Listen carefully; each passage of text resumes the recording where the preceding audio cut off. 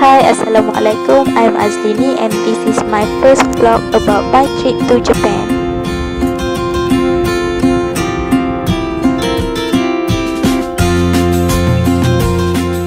So on the very first day, my brother brought me to the Mino waterfall, which is only 39 minutes away from Ikeda, as we took a train from Hankyu Takarazuka line to Hankyu Mino line, and of course with a little bit of walking. The park offers an easy 3-kilometer hike in mountain scenery. The park is at its loveliest in late November as the leaves turn gold. There are also some refreshment stalls along the walking path.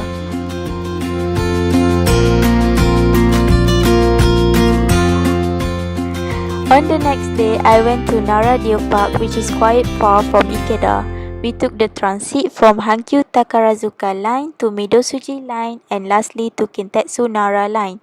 Nara Park is a 5 minutes walk from Kintetsu Nara station or about a 20 minutes walk from JR Nara station.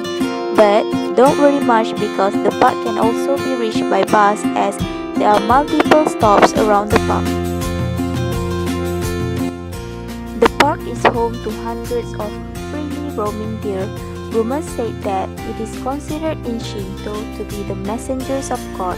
The deers are surprisingly tame, although they can be aggressive if they think that you will feed them. Deer crackers are for sale around the park, and some deers have learned to go to visitors to ask for the crackers.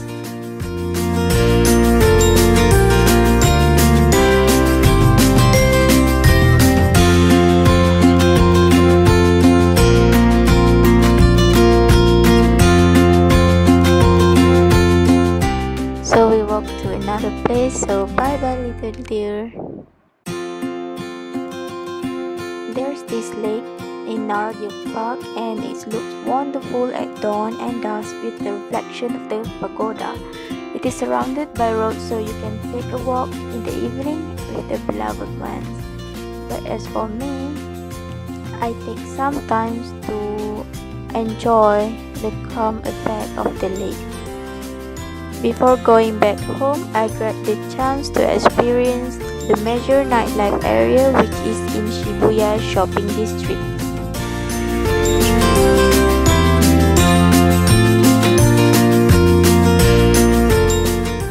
I spent the next day at home because everyone was really tired coming back from Nara the night before. In the evening, I went to the park to play football with my nephew. Now is day 4, which is my favorite day along my trip to Japan. As you can see, there is a huge 10,000 Ferris wheel located near to the Legoland and in front of the Osaka Aquarium.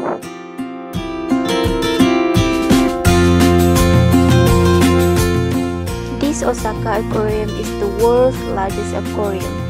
There are large tanks, areas to experience nature from all around the world, and an area where visitors can experience to touch the stingray and the shark.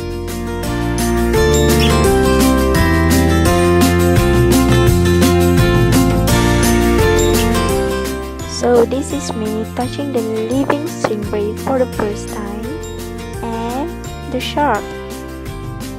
Then we went from Osaka Bay to the next destination, which is Universal Studios Japan by cruise. After having fun at USJ, we took another train to the next destination. So here I am in front of the Osaka Castle or Osaka-jo in Japanese.